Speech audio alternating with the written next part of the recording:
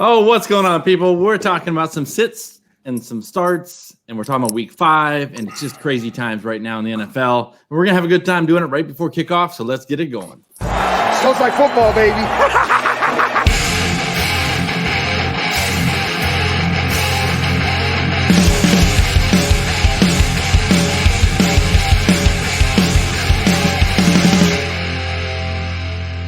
What up, guys? Welcome into the Thursday night pre-gaming. Week 5 starts and sits. I'm your host, Kyle, the Fantasy Football Smackdown, little collaboration special once again with my buddy Bob, the three-toed warrior from Word in the Streets. You can follow me on Twitter at KyleFFFellas. You can follow Bob on Twitter at Bob's3Toed. Bob, this is a big week, a lot up in the air. I'm sure we're going to discuss a lot of start sits, but why don't you take the people around the room to all of our guests this week? Absolutely. We'll just go around in the circle up here on top. Start with old I-80 Sports, the other Bob. Why don't you give it to us? Thanks a lot, guys. Bob from at I-80 Sports. It's a name disease. Yeah. It's a real thing. Okay. That already. Find me at I80sports.com. You can find me at youtube.com/I80 Sports. Awesome. G?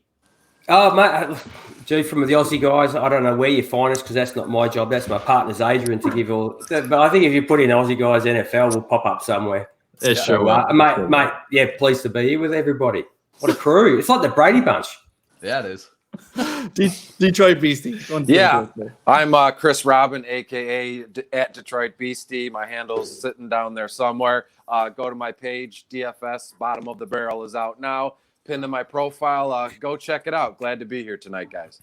Yep. So one of the things I love about this group is that if you go and listen to their podcast, you listen to their stuff, check out their stuff on Twitter. There's always good information from each of these guys, and it's kind of different little arenas, which is very helpful, and different perspectives, which is pretty cool.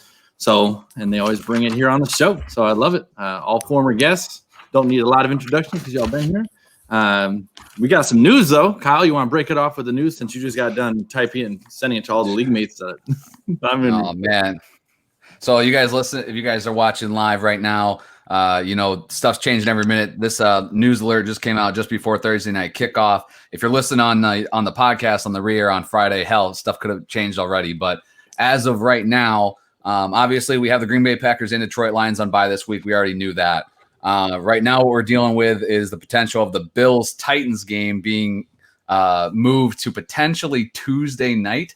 But that's all dependent on if there's any more positive tests for the Titans. So got to keep an eye on that and play the game again of knowing, who to start, what to risk. Obviously, a lot of big names there that we'd like to get in our lineups. And then a little side note here, it's looking like New England and Denver has been moved to Monday, the early Monday night game. So just, as always, pay attention to who's playing. If you have tough lineup decisions, this guy or this guy, like you always have to pay attention to when they're starting or potentially the risk of the guys not playing at all. So, I mean, I'm updating all my leagues. We've talked about this last week. I mean, how's everybody else dealing with the craziness? I'm actually excited for the first time to be owning players who play on Thursday night. That's where I'm at. I'm like, I got 2 guys. Let's roll. We're going. It's just that you got to manage your flex super, super cautiously. Remember, it's Thursday, Sunday, 1:00. You got to move those guys from your flex into your wide receiver, running back positions, and just keep an eye on it. Yeah, definitely stay on top of it. Darren Gray says, "Cheers, fellas," and another Bob. Yeah, Bob. That's me, by the way. That is me, by the way. You? Yeah, man, that's a studly photo right there. All right, I do what I can. Cool. Number 1, Bob. All right. Mate, how often can you keep kicking the can down the road on teams like the Titans until it gets to a point where it becomes unmanageable? Well, they've already done it once, so it's now unmanageable. And it could be twice. Yeah. So and eventually this is. What we did here in Australia with our AFL is everybody, like basketball, everybody went into, well, they all moved to a state where there's no COVID for starters, the states. And then they all stayed in bubbles, which you're not doing over there, are you? Everybody's going home and living life and just hoping that your family doesn't go out and catch it and bring it home and give it to somebody. So if more teams get it, just kicking the can doesn't work in the end, does it? I think what you have to do is just come down hard on these teams that aren't following protocol. It's one thing to get, your kids in school, your kid comes home sick, you get sick, you infect a couple teammates. But with the Titans in this case, they were working out at a private location at like a high school field, and they were all together breaking protocol. Just take the loss. Take the loss and move on with the rest of the season. Quarantine another 10 days and take it from there. That's where I'm at. I mean, I have no patience for this. And we've seen with New England, obviously they have 2 tests now, but it was Cam and it was, then nobody else tested positive until Gilmore earlier this week. Atlanta had a positive test with a defensive back. It was the only That's the only thing positive in Atlanta. There it is. There it is. Hey, he dunked that home. My Braves are in Atlanta, man. Let's go. Oh, there we go. We got that. Yeah, not a good time to be a Falcons fan for G. But I mean, we've seen these like more isolated ones too. So I mean, is that more the situation where it's something that's out of the control versus the Tennessee situation where it seems to be like obviously something broke down along those lines, but I mean, there's the possibility everything's been thrown around like that the NFL has built in some flexibility where they could do a week 18, which does nothing for us, obviously, as fantasy owners, unless they decide to pause for a week and shift the entire season. But like if they have like 2 or 3 teams that need to play in week 18, we just miss out on those players, right? So it's definitely difficult. And especially too, like when we're looking at these, even if it's just the Titans, even right now, Derrick Henry now, maybe 2 weeks, what happens, when you don't have him in your lineup for 2 key weeks? This fantasy season is only 13 weeks long to get into the playoffs. It's difficult. So, and AJ Brown, I mean, we've already been missing him for pretty much the whole season. So it's frustrating, but as commissioners out there, like we talked about last week, like you just got to keep everybody updated, stay true to whatever you decided. Like I mentioned this on the Tuesday show for the SmackDown, like guys, don't waver one way or the other just because someone complains this week. Everything was, the rules were in place. Stick with what you did. And at the end of the day, you can always fall back to that. Because as long as you're being consistent, no one should really be able to, complain about it in reality. I mean, it just is what it is at this point. It's tough. You're always going to have a bitch in your league somewhere. Oh, well, that's true. I'll be honest, like I've made the mistake a time of being just weak, as a commissioner, like looking back on it, like definitely shouldn't have caved. It wasn't like a major thing, but like it was this dumb decision. Like it was one person complaining. I changed something that I didn't think that was that big a deal. And it was, I won't make that mistake again type of thing. Right. So your wife plays in the league with you? No. Oh, illusion. So before we get into sit starts, since we are talking about commissioner talk there, I know where I sit in my leagues. There's the whole conversation about, do you let someone give substitute players that if your guys don't play, or there's the hard nope, just weather the storm? Just go around the room. We'll start down in Detroit, BC, and work backwards here. Detroit, who commissions leagues? Start there. Everybody but G. All right, fine. G's the smartest man in the room. Why he's on here. All right, Detroit, BC. Where do you sit on the substitute players versus just roll with what you got and figure it out? Here's the thing, if I may, briefly. The only league I commission is a league that's been up and running for like 15 plus years. All guys I've known since I was a child.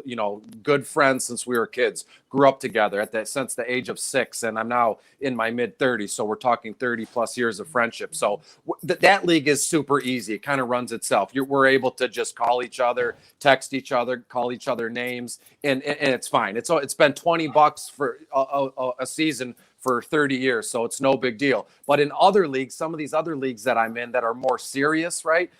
Keeper leagues, dynasty leagues, I'm of the firm belief that it should have been talked about and voted on before the season even started, because leading up to the NFL season, this was a full-blown problem. Baseball was shut down, hockey was shut down. So by the time football came around, it was like, well, there's an obvious problem here. We need to do something about that. So to say in season, 4 or 5 weeks in, you can just substitute guys in and out. Listen, I'm easygoing. I don't care one way or another, right? So I know that kind of defeats the purpose of your question. But it did. I thought you were running for office there for a second. but I firmly believe that it should have been voted on beforehand. So if I had to take a stance right now, I would not be in favor of letting someone just plug in and, replacement players, as you put it. Kind of, you'd have to weather the storm. So you told your league no, is what you're saying? Absolutely. Okay. Because we had voted upon it before the season even started. So that's why I started this presser, saying what my home league was. Bob. All right, so the kind of thing that we did at the beginning of the year for ours, we opened up IR from 1 spot to 4 spots, and this is the crucial thing that a lot of people are missing. I allowed any player who is labeled out or on COVID or on IR to be put in any of those IR spots. And that I'm in a couple leagues. One of the leagues I'm with like professionals, and they opened up a COVID like 4 spots, but players who are designated COVID can't be moved to those IR spots. So what the hell are we doing anyway? It just makes no sense. So I'm allowing a little bit of leeway with that. Opening waivers on Sunday morning to everyone. I feel like that's really helping people get in the lineup, and then just draft deep and get after it. Okay. So no substitute players.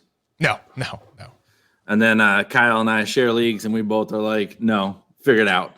Yeah. So everybody knows in advance. We're keeping them up to date, like constantly on what their scenarios are. So, I mean, like I said, I'm in leagues that go either way. I've done things, and if I like, I'm kind of with Chris, like I don't necessarily care either way, but once it's set, it's set. You can't change it. Like if you didn't let a guy make subs now, right? What happens 3 weeks from now when those you change it, right? It affects every decision you make affects something. So and to me, even beyond that, being a nice commish, whatever, this is going to be hopefully the most interesting year we have in our lives in fantasy football. And why not just embrace the full brunt of it? It might be nasty for your team. It might be beautiful. Whatever. I don't know what it's going to be. It's like a marriage. We don't know what it's going to be, but we're in it for the whole season. And let's just take this ride and go for it, man. I mean, you could draft David Johnson 101 and you could break his hand and get in week 1. You don't know what's going to happen, so whatever. I liked your comparison to marriage. What did you say in the group chat we were in, Bob? I don't remember. All these you go for it. You're in for the whole season. You're in for life, whatever. Usually you lose your arguments. In other words, your weeks. But every once in a while you get lucky. Marriage is for life. That's right. It is here, G. I don't know. All right. So I think that's enough COVID talk. Show. Let's get into the sit starts, and I'm gonna go with Kyle. I gotta start sit question that came in on Twitter from our buddy. So I'll just launch with that. Obviously, if you guys are watching live right now, you guys can drop any start sit questions in the chat. But this one's from my buddy ZBag72. He dropped this in here. He wants to know, just kind of, does anybody have any worries about? Sorry, is that Z-bag or T-bag? Z bag. Okay. Z bag. There you go. Okay. Not D-bag either, douchebag either. So he wants to know, is anybody worried about Scary Terry this week? They're going up the Reds or the Washington football team. Woo! Almost had to put $1 in the jar. Washington is going up against the Rams. So Jalen Ramsey on the other side of the ball. But anybody's thoughts on Scary Terry this weekend? I have some hesitation. Who's throwing him the ball this year? This week? That's true. They made the quarterback change to Kyle Allen. So made a quarterback change to Kyle Allen. And we don't know what their history is. Obviously, they didn't go to college together, so that's a negative. But with Ron Rivera, it's like, I don't know, man. I do have hesitation if he's going to see Ramsey. That alone is enough to scare me away. Ramsey is. I mean, not Robbie Anderson. DJ Moore. There's that name. DJ Moore. Yep. DJ Moore got a lot of work from Kyle Allen. So that's at least a positive sign. But yeah, going against. But Haskins also worked together with them for 5 years now. Yeah, had a track record for sure. I think that I'm more worried about the quarterback situation. Like Bob mentioned, is like you have that uncertainty and going into the week. I mean, nobody wants Kyle Allen under center on any NFL team, but I mean, look at some of the names that are starting at quarterback in week 5 in the NFL. Joe Flacco, Kyle Allen, potentially Jared Stidham, something named Brett Rippon or whatever the hell. I mean, look, come on, guys. So for me, I am worried more about that. We saw last week, McLaurin had what you guys would think to be a very tough matchup against the the Ravens and lit it up. I mean, McLaurin's just a guy I just never take out of my lineup. Would you guys start Mike Evans or McLaurin? I'd start McLaurin. I'm going to go Terry. Okay. All right, Drew's going Mike Evans. So, Mike Evans got injured last week, and mate, he was taken where he takes one step, he was taken like 4 and still burnt. Yeah. So no, I hear you. All right. Start both. I'm just trying to throw a couple names out there, but it sounds like he's in a pretty startable spot if we're questioning that. But Herbert or Cousins, Mr. Darren Gray asks.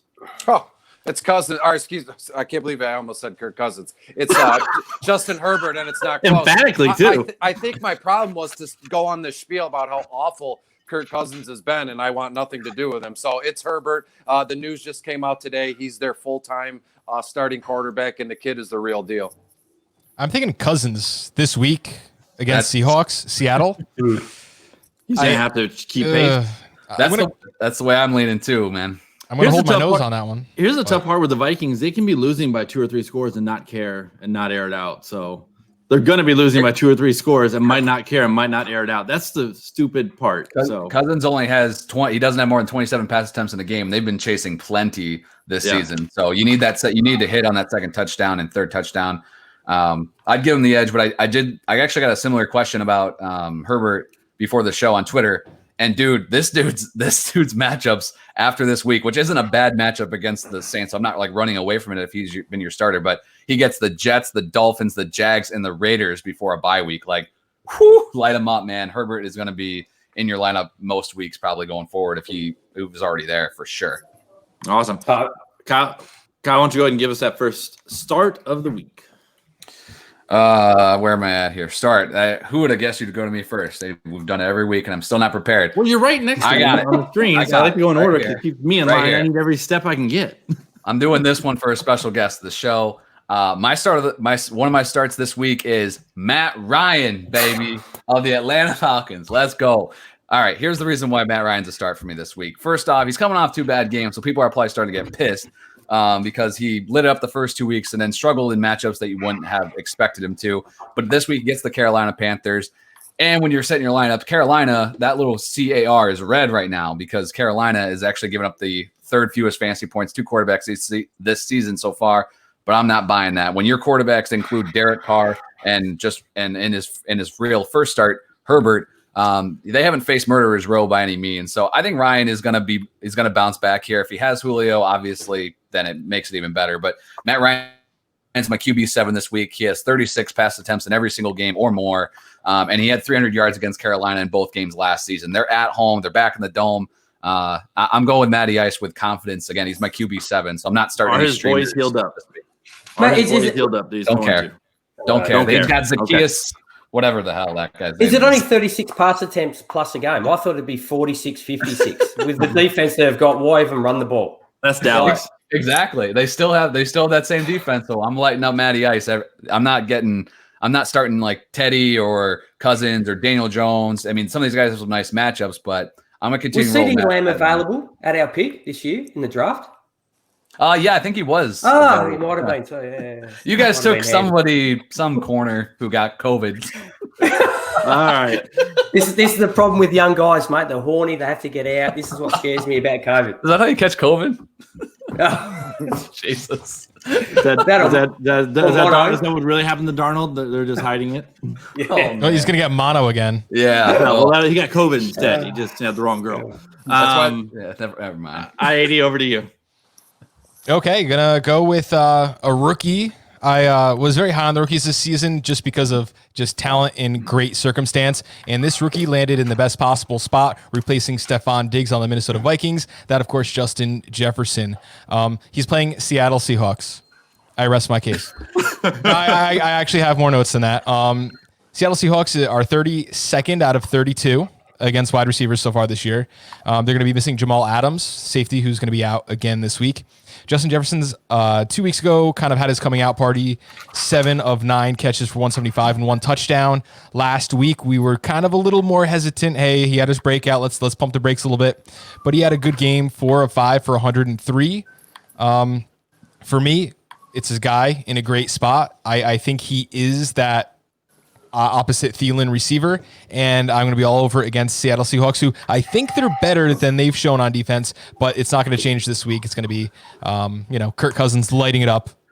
Dude. Are they really better on defense, mate? They're giving up like almost 10 yards a target. Yeah, I think it's going to change. I think it's going to change. I do. You gotta put that comment on the screen here. But you can see it too, Kyle. Okay. Yeah, I can see it.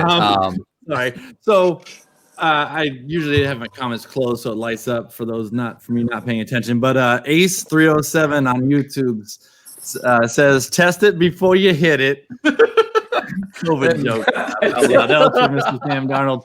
I will throw in two more before we move on to the next. Mike Jernigan, good friend of the show, says, if you were in a fantasy animal league, would you start the dingo or the boom or just a bus koala bear? Curious. The boomer bust koala bear. Boomer bust. Oh, boomer bust. Curious to hear G's take on this one. G, would you start a dingo or koala, mate? No.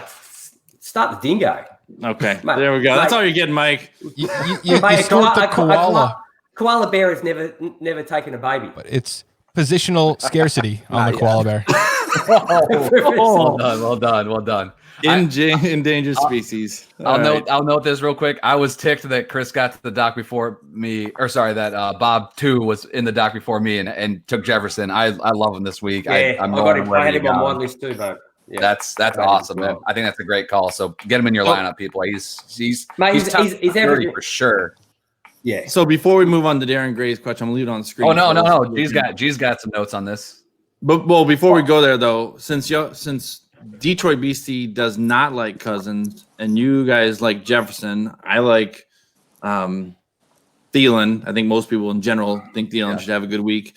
Are we thinking that Cousins does have a good week here? I know Beastie says no, but what about you two, since you kind of both like the wide receivers? Or can it be totally independent of each other? No, I like it for the fact that now that he actually realizes he has two wide receivers playing in Minnesota and not just Adam Thielen. Like he became a one read quarterback and no tight end. And now that we have Justin Jefferson, mate, and look to go along with that. In regards to Seattle, they've given already 65 plus yards to 10 receivers that they've played against already. So and with Justin Jefferson, he's averaging 8 yards after catch, which is incredible. Nice.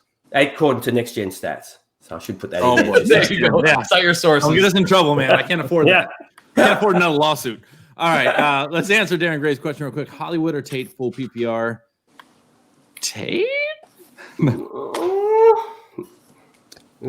Anybody have confidence in Hollywood yet? I have Hollywood as a sit this week, only from the standpoint of like where he's ranked right now in consensus. I think he's getting a little bit too much love, but Tate, man, he has not done a damn thing. I don't care what the matchup is. He's getting 4 to 5 targets and getting 20 yards with it. Hollywood could do that in one shot. I mean, it only takes one pass. So, I got to still start Hollywood. I know the matchup for Tate is glorious, but I have him on so many teams holding out for this home stretch here where the Giants got past some tougher matchups, and I have no confidence to start Golden Tate this week. Can I add something on Golden Tate from the Giants fans over here? This is the week you picked up Golden Tate for. The matchup does not get better than this. If you don't start Golden Tate this week, he should not be rostered because this is the only reason you got him. I do like Golden Tate this week, but I also like players who show me literally anything before I start them. So I'm not feeling on Golden Tate. That's a great call on burning a roster spot if you can't play a guy in a perfect matchup. Right. Steve Wasco, those koala bears are sneaky scary. I like the koala bear. And then he asks a real question. He says, Darius Slayton's correct answer. We're not going to go too deep into that one. You are, I'm sure, correct, Mr. Steven. I think that's on somebody's list for sit and start. So we'll hit that there. So stay tuned. Aha. And koala bears aren't that scary. The reason they eat eucalyptus leaves in the docile is because it's like marijuana to them. Okay. Hashtag facts. All right. They're always stoned. Now that you gave us that beautiful take, Aussie guy, G, why don't you give us one of your starts of the week other than marijuana for a I'm going to go with what we were talking about before with the quarterbacks between Cousins and Herbert. I got Justin Herbert down this week up against the Saints. Mate, the touchdown pass he threw last week he might as well have just run up and handed the ball. That was just one of the best passes I've seen this year, to be honest. To drop it in, what was it, like a 50, 55-yard pass, and just perfect. Up against the Saints, they've given up 20-plus points in all 4 weeks this year to quarterbacks, an average of 22.5. They've given up 11 TDs, which is the third most, equal third most in the league. Mate, Herbert has thrown for 23-plus points against the Bucs secondary, who I think is a little bit better than the Saints secondary at the moment. Granted, they had a few outs last week, but the only problem is Anthony Lynn's still saying that if Tyrod's healthy, he's going to start him. But I don't see how you can't step backwards now, can you? Really? He just came out today and said that Herbert is going to be the starter. It was probably overnight for you, so mate, yeah. Yeah, mate, this is Australia, mate. You know, like, dude, I'm still having to dial this in. Yeah, I don't know. I don't know if I've seen any news, but we don't talk about defensive injuries too much. But if Lattimore and Jenkins are out again for the Saints, they were out last week. I mean, then that's just pouring it on. I mean, I think if we knew in advance that those two guys were out, I might even give the edge to Herbert over Cousins. I have Cousins at QB 11 right now. I have Herbert at 14. That would be a little bit of a bump too if we knew those one or both those guys were out. All right. Yeah. Detroit BC, why don't you give us some of the loves? I know you took some notes there. Let's hear what you got. Let me hear one of your starts.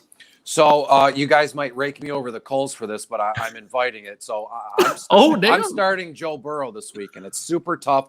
Rookie, he's in Baltimore. On paper, it looks awful. For DFS purposes, I like to zig when others zag, but that's a conversation for another time. In terms of our seasonal teams, if you have a kid like Joe Burrow, you might be, what other options do you have given all these injuries that are going on? I don't know the makeup of your team, but if you look at what's going on here, it's not a slam dunk play by any means, but I like it because it's exciting. We can sit down, we can watch the game, and we can see what this kid is made of. So if you dig into the stats just real briefly, you'll see that Baltimore, they're only allowing like 6.26 yards per drop back. Anytime a quarterback drops back, said quarterback is only averaging about 6 yards per passing attempt. On the other hand, Joe Burrow is averaging over 9 yards per attempt when he passes the ball. So you're talking of a difference of 3 or 4 yards, 3 and change yards here. So something has to give here on Sunday, and I'm excited for it. And these are the kind of matchups that I look forward to as a fantasy, not as a fantasy analyst, but as a fantasy player. It isn't always slam dunk plays. We got to have some not caution, but have some fun, have some risk here. And I'm telling you, the risk is worth the wait with Joe Burrow. I have him projected at probably 29 to 30 completions. Let's call it an even 300 yards because he's done that three weeks in a row, couple touchdowns, and we finally see if this kid has the stones to make it in the league in Baltimore this weekend. All right, so you starting Burrow or Goff?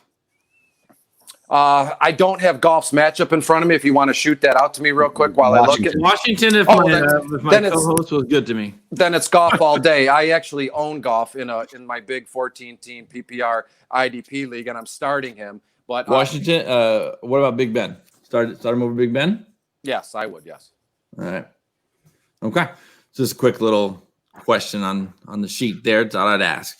And again, that's just a gut reaction, and I've learned over the years to just trust that. Anybody on earth can sit in front of a computer with a notebook and write down numbers and stats till they're blue in the face. But you and me both, brother. There we go. But sometimes when we're gun to the head, when we're pressed upon, you go from the gut, and it winds up being okay.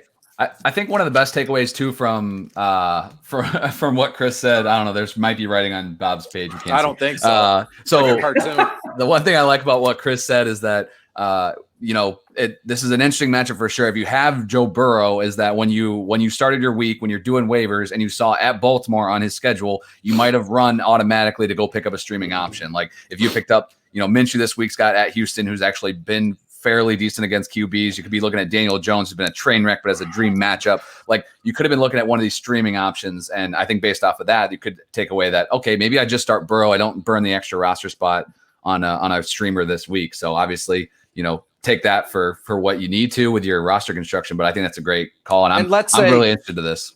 Let's say your advice, you didn't burn a roster spot. You have Joe Burrow. You start him. You get to watch every snap of the game, and the kid does well. Maybe 250 yards, a couple touchdowns. Cincinnati wins, and you're excited. You're going to be a Joe Burrow fan for a long time. That alone is worth the price of admission. Am I right? There you go. There you go. Outside of the fantasy, just from a football perspective of real football, I'm really enjoying watching Burrow and T. Higgins start to this connection starting to come together.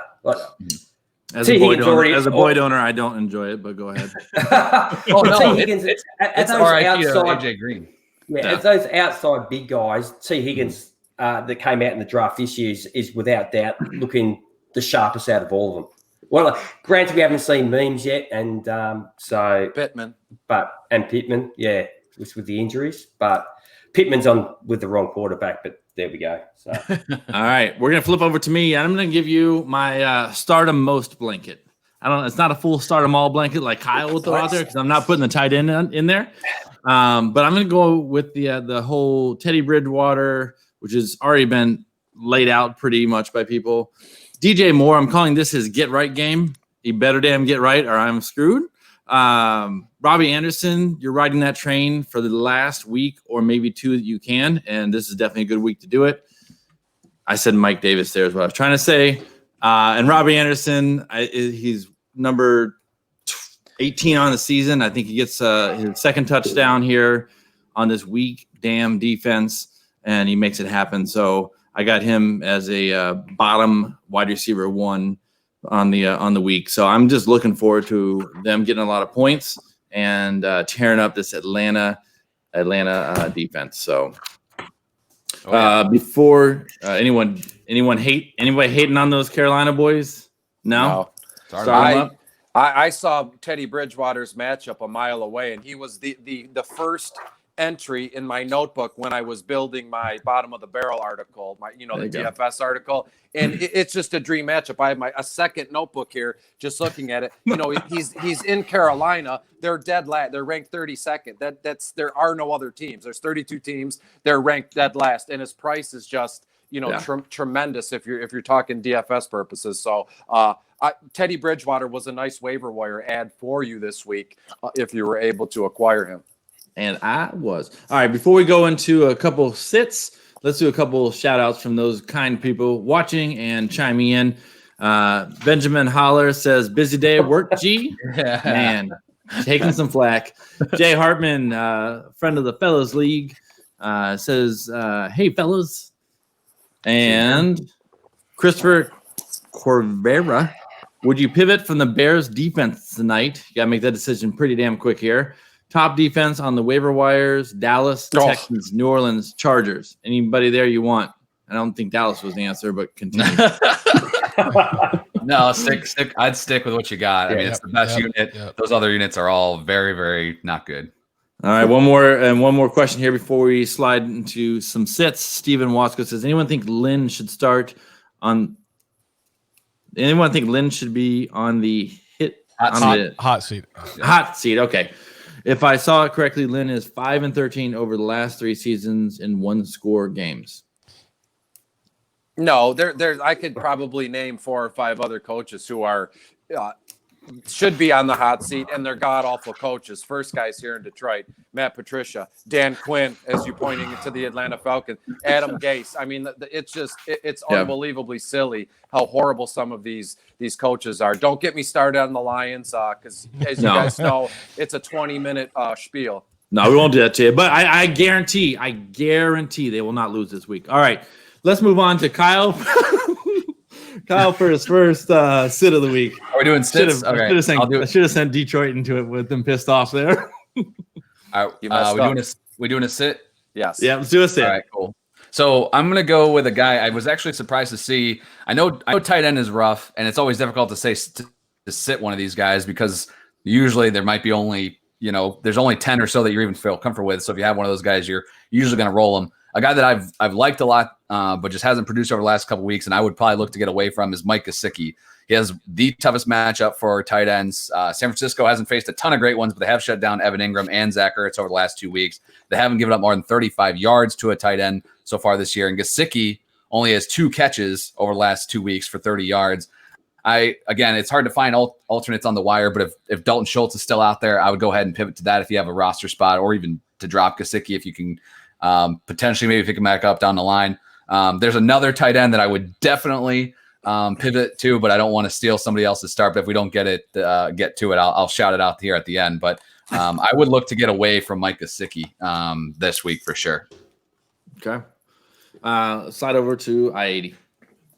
Hey, my sit for the week is someone who had a career game last week, and that is Odell Beckham Jr. from the Cleveland Browns. He's up against the Indianapolis Colts this week. He had an excellent week 4, topped off with a 73-yard touchdown run. I think he had 2 touchdowns in the air, but over the last couple seasons, he struggled to put together 2 games in a row.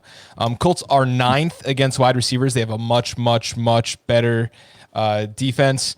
And his ownership is just going to be through the roof. You're paying for last week, and don't pay for last week. Pay for this week. Odell Beckham Jr., Cleveland Browns. I am out. He's just my sit. Well, they're making a quarterback change this week, right? Landry. Fair enough. Did you guys see the thing where? Did you guys see the thing where I didn't catch this, but apparently this came out like a while back, but it came back up after he threw that touchdown pass to Beckham? Is that he throws a baseball right-handed, but he throws a football left-handed? Yeah. I was like, what the? He can do whatever he wants, man. There you go. Some Mahomes stuff right there, right? All right, G, what you got for a sit?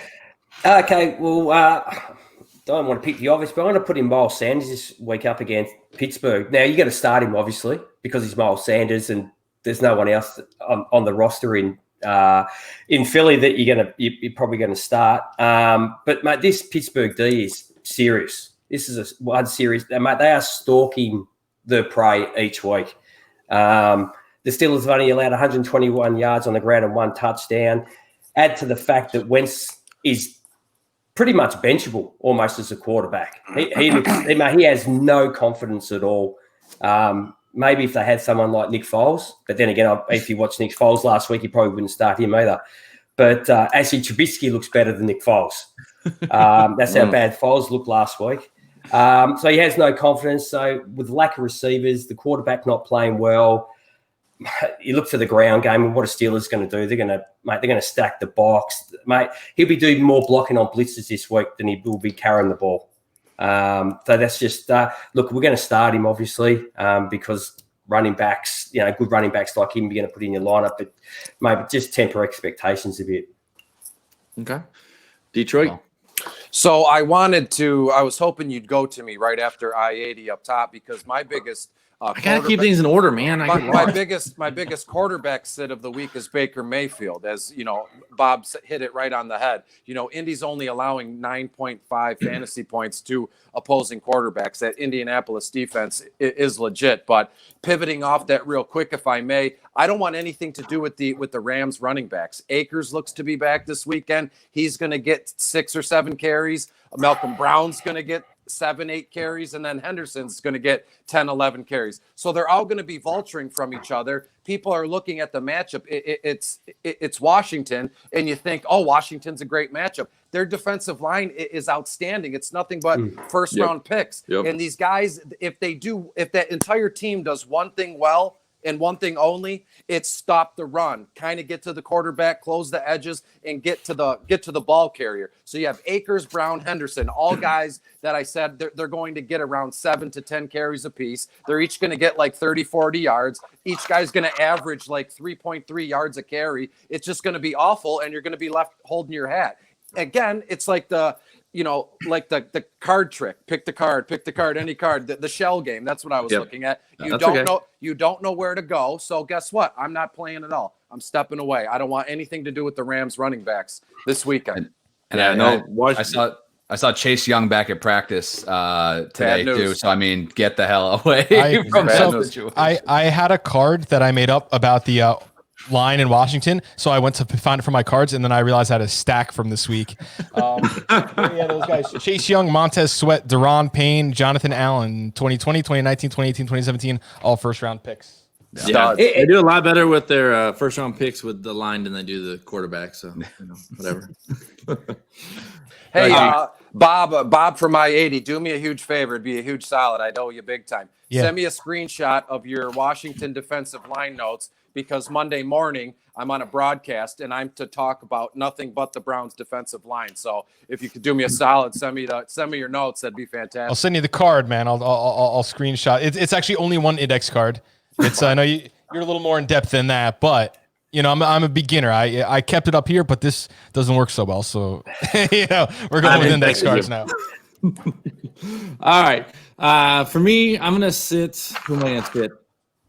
Okay, I can't say that. That's not true. Well, listen. Take your time. It's no big deal. Yeah, no worries. Yeah, it's not like we knew that you were coming up next or anything. No, I have Lamar Jackson on my sheet. I'm not sitting him, but I'm definitely worried about him, and I'm cautious about him. I don't think I took another quarterback if I have Lamar Jackson, because I spent a second, third round pick for him. So if I'm in a one quarterback league, I probably don't have another quarterback on my roster. Did I maybe go grab someone off the waiver wire? But if the injury reports and they're worried about it and they're limiting him and he's going to be hobbled, I think it's a great opportunity for some other guys on his team that I'll save for the next round if we make it back around. But yeah, that's not the point of this. Carson Wentz in Pittsburgh, I have him probably buried. I think maybe everyone does, but I don't think as much as I do. Carson Wentz, I'll never play him again on my team. Oh no, I'm about the same as ever. 21. I just don't want to start the guy. I know people will love him, but he's falling apart. He's done on my rosters. Stay off, stay home, prove something, and then call me. Mate, if you're playing 2 QB leagues or super flex leagues and trying to start new quarterbacks, you just, mate, you're struggling this week. I'm looking in some of my teams just to start one quarterback and play another skill position over a quarterback. I mean, I have it 21. I'll start him there, but Phillip Rivers is behind him. Derek Carr is behind him. Jimmy Garoppolo, assuming he plays, is behind him. Nick Foles. That's the people I'm starting him over. But is there any good names there? You're looking. Yeah. I was going to say, like Nick Foles is just like, my God, you watch the game, and mate, I was just saying, just put Trubisky back in. He ended up scoring the touchdown, which was thanks to the fact that Indy was just saying, well, you can move the ball down the field, we'll just burn time off the clock. Sure. And if it wasn't for the catch, that was a great catch from Allen Robinson in the end zone.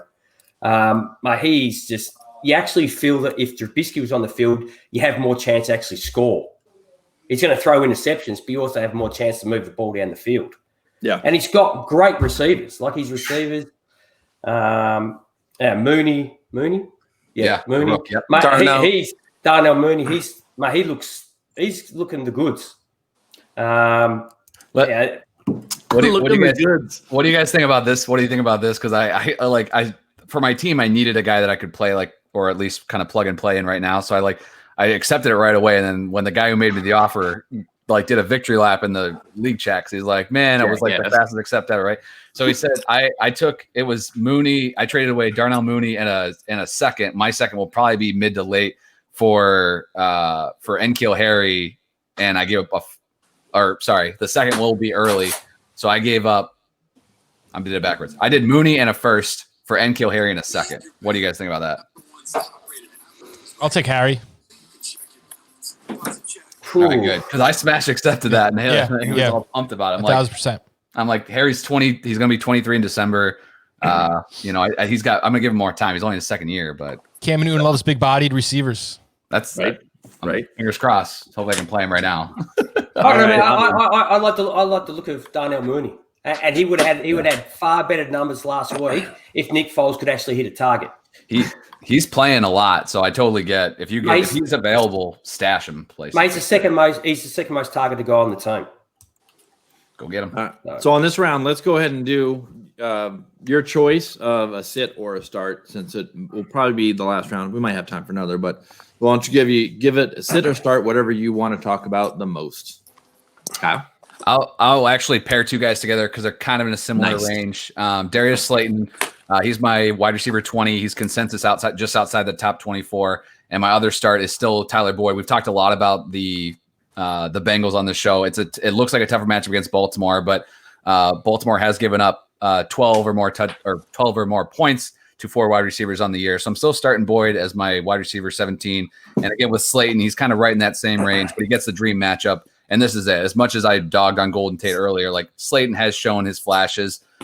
Dallas gives up the second most fantasy points to wide receivers, and that includes 4 100-yard games to wide receivers and 9 total touchdowns. So Slayton and Boyd, man, those guys are, definitely should be in your lineup this week.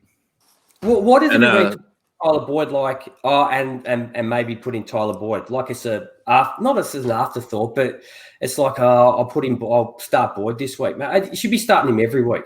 Like seriously, has he not earned that now? The torch has been passed. He's Cincinnati's wide receiver 1, and Bob's wearing an Ocho Cinco jersey, so I'm sure he's got. It could be T. Higgins. Look, it's going to be T. Higgins eventually, but mate, Boyd just so reliant. His floor is the first floor. If you know what I mean. If you're in a house. Joe Burrow loves slot receivers. Justin Jefferson, remember him from college? He was a slot receiver. Boyd is even better than Justin Jefferson. He's playing that role, one of the best wide receivers, slot receivers in the league. So, yeah. And Boyd had a touchdown last week called back on a holding penalty that, so, I mean, he's definitely there. If you can buy him and people think he's a low-end 2 or flex, like, for me, he's a solid 2. Get him. It catches everything. Yeah, he's a beast. There you go.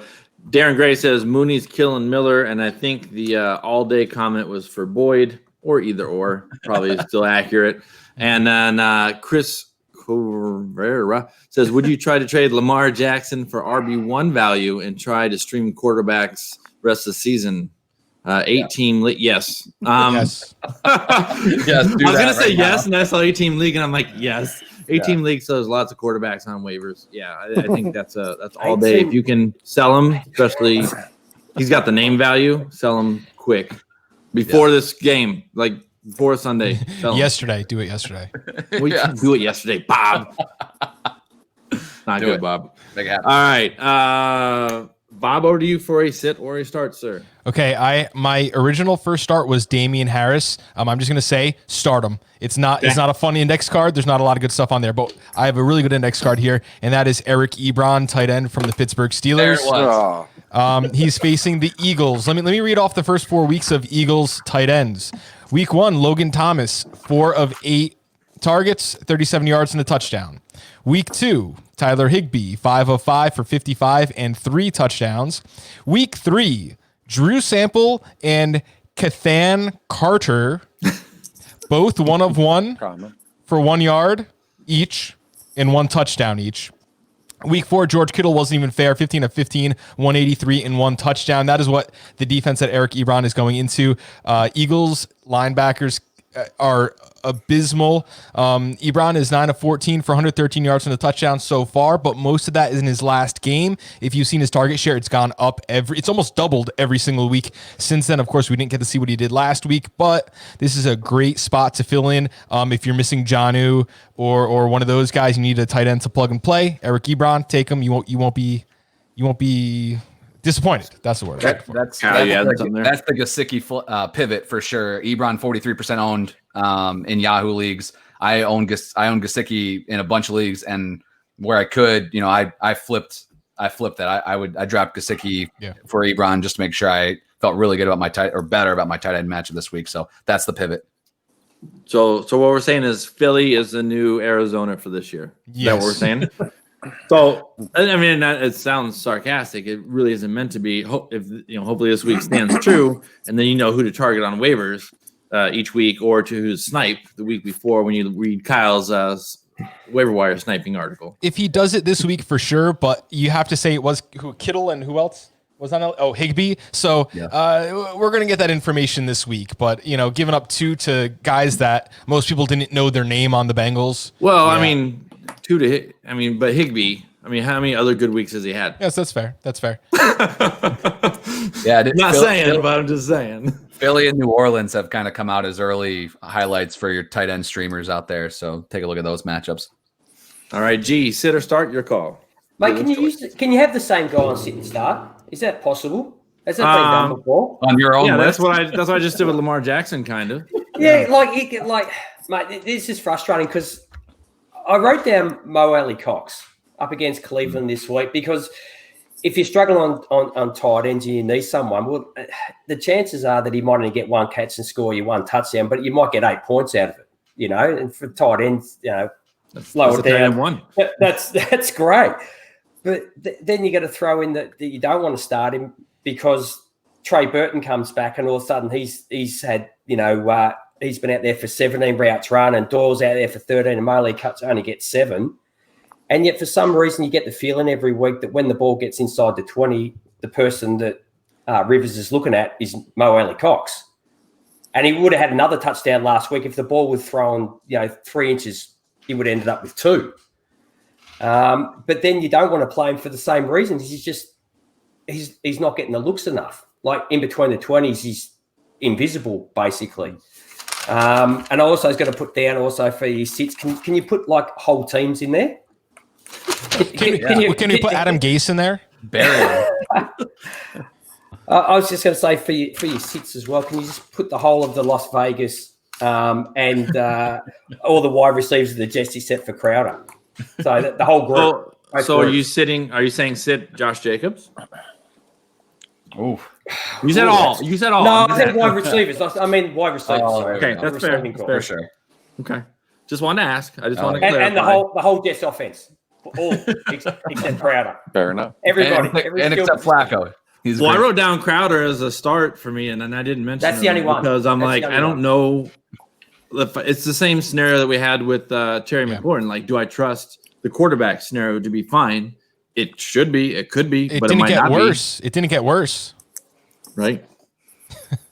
That's painful, but you're probably right. Yeah. I treat Crowder kind of like McLaurin light a little bit, I guess, from that perspective. Like I think he's good enough that you probably still flex him, especially at PPR. But yeah, he becomes a bit of a whipping boy, doesn't he, Crowder? For wide receiver owners, it's like I got to play Crowder this week. It's yeah. The dude puts up numbers every time he plays. Yep, for sure. Okay. Last week was crazy. Coming back off that injury, man. I wish I would have called that. Well, that's the problem with Crowder, isn't it? Is that you put him in, you have him on your roster, and it's like, oh my God, I'm going to get 1 week out of him, and then he's going to miss 3. And I think that's why people are down on him. Not because he can't play football. It's just you got to be on the park to play the game. All right, BC, you're tapping on your mic there. You're like, give me a shot, put me in, coach. I was turning up the volume. Real quick, I want to say I have a friend in Indianapolis who he does he takes pictures for sports cards and stuff, so he's able to go to practices and games. That's awesome. And he says the last week to 10 days, Mo Alley Cox has been ridiculously on fire in practice, just dogging people in practice. So I hear what you're saying. If they would give the kid more chances, he'd be an automatic start for me every week, just from what we've seen and the little inside information I've been getting. I mean, we're talking like going up above guys and just dogging them out for the football. But back to my starts or sit. I got 2 guys from the same game. CeeDee Lamb, Dallas Cowboys. He is by far and away their new wide receiver too, and I don't even really find it close. Back-to-back games with touchdowns, I believe. I know he scored last week. I don't know about week 3, so let's just say he did, right? He's going against the Giants, who have looked god-awful. The Giants have given up 7 touchdowns to I will just say in the air, so opposing wide receivers and tight ends. So CeeDee Lamb will find the end zone again, 6 receptions, 75, 80 yards or something like that. And Dallas is going to absolutely wail on the Giants in Jerry world. So for that fact alone, I love the Giants starting tight end Evan Ingram this week. You could kind of see that Daniel, as Kyle said in the beginning of the broadcast, Daniel Jones has been just a nightmare, but he has looked Evan Ingram's way somewhat. It's like Evan Ingram has been his safety blanket. He got 10 targets last week, if I may say, though. In Dallas, they're averaging about 6.5, 65 yards giving up to opposing tight ends. So if the Giants get down at all, which is going to happen quick, Evan Ingram is an awesome play for me and anybody else this weekend. 2 guys real quick. Don't want to waste my notes. Sit Mark Ingram, sit Myles Gaskins. If you want to know the rest. Sit Mark Ingram, even with you just froze. There you go. You're moving. Even with Lamar Jackson hobbled. Because here's the real thing. If he really is injured, hobbled, whatever, I feel like they're going to give give him the ball. Let the actual running backs do more actual work than Lamar. Because I'm not letting Lamar get hurt if I don't need to. Start up the Gus bus. Well, here's the Oh yeah. here's the thing with that. Kind of the same thing. That's only when they're leading though. You got 3 competent backs for LA and Malcolm and Anderson and Akers coming back. For some odd reason, Gus Edwards is getting a ton of looks. They're all taking away from each other. Heading into the season, we thought there was a clear pecking order. It was Mark Ingram and J.K. Dobbins was the heir apparent. They're going to work him in, and somewhere down the line this season, J.K. Dobbins was going to be their feature back. Well, here comes Gus Edwards. So let's say Lamar is hobbled and they want to get away from him. They're just going to give all 3 guys carries, and you don't know. Again, the shell game, playing the shell game, boys. Yeah, well, Gus, but if you Gus started last week. Gus is a decent He running got the back. first. He got the first carries last week. So you know, and I just want to say to Chris, that you talking about Morley cuts and dogging. Dogging in Australia means something completely different. It kind of means some of the same things here too. Sometimes it's more of a style here, though. It's definitely more of a style. Well, any way you slice it, Mo Ellie Cox was doggying. Cox was dogging. Wow, we've gone there. The opposing.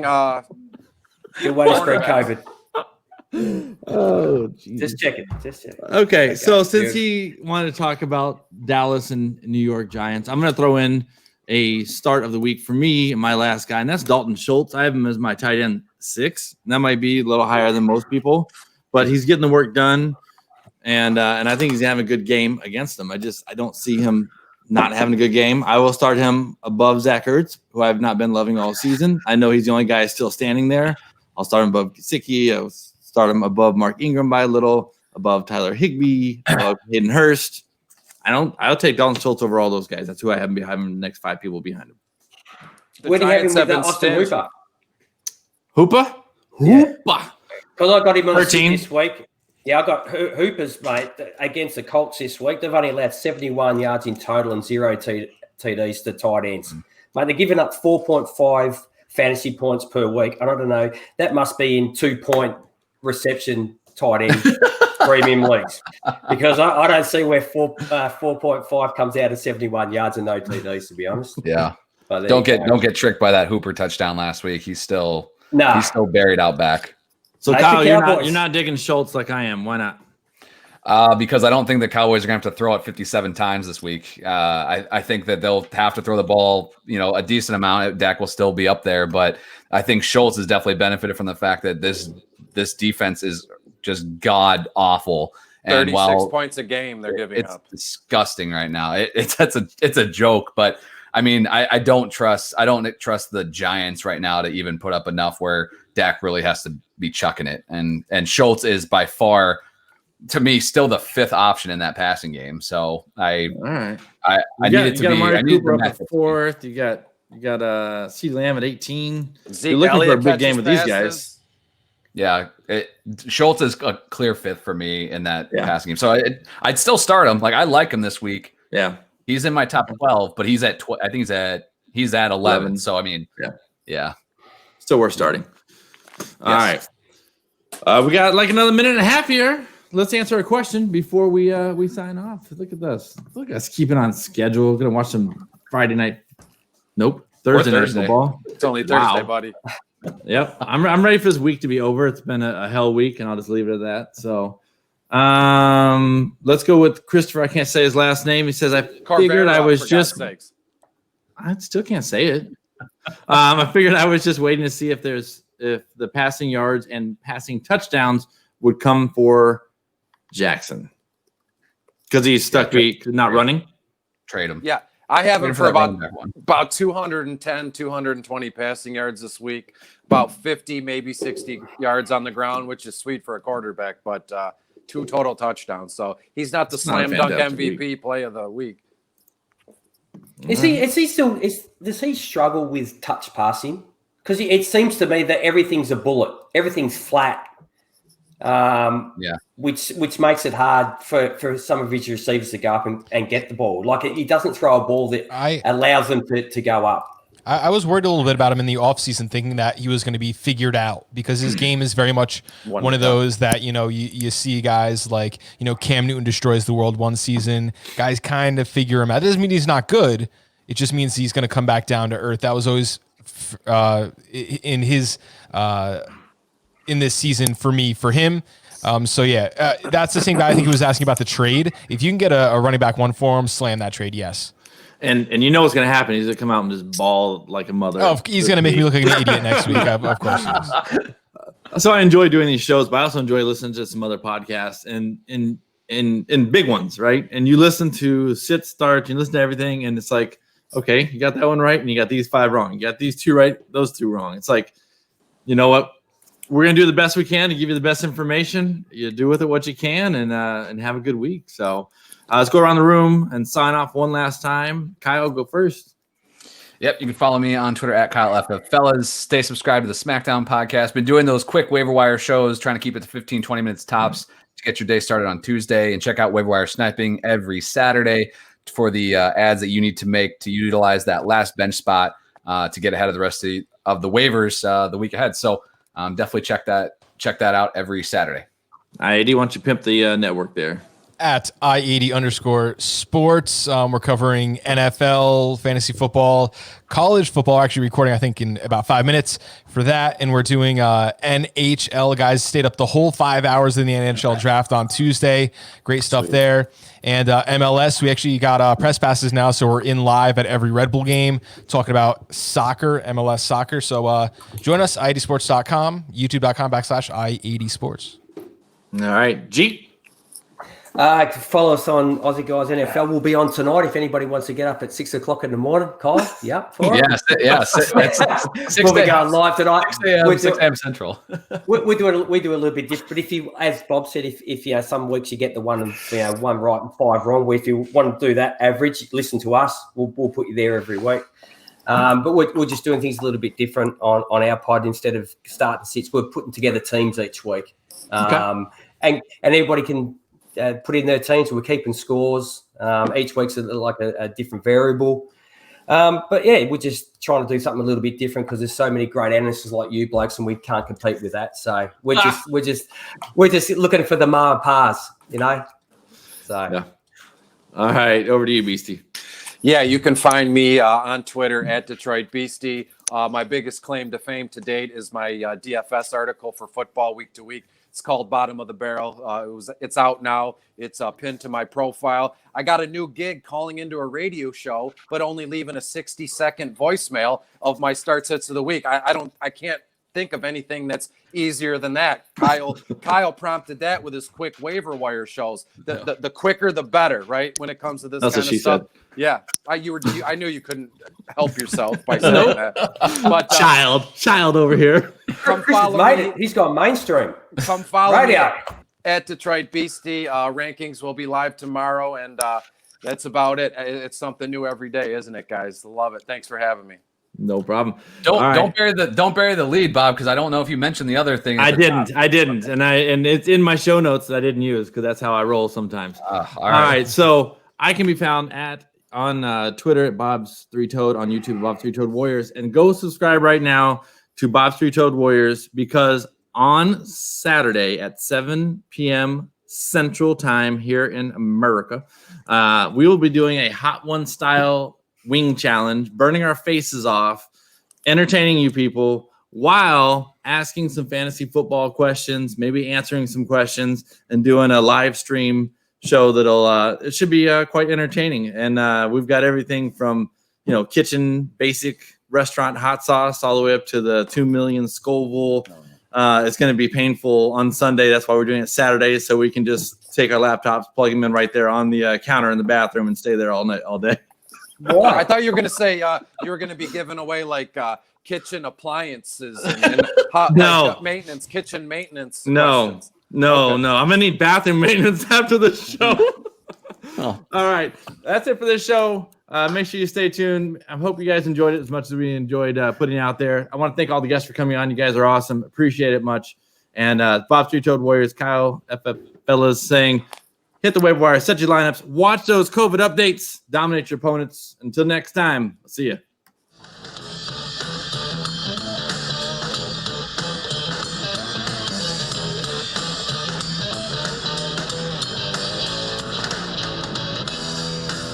Gonna be a rough Sunday. Gonna be rough.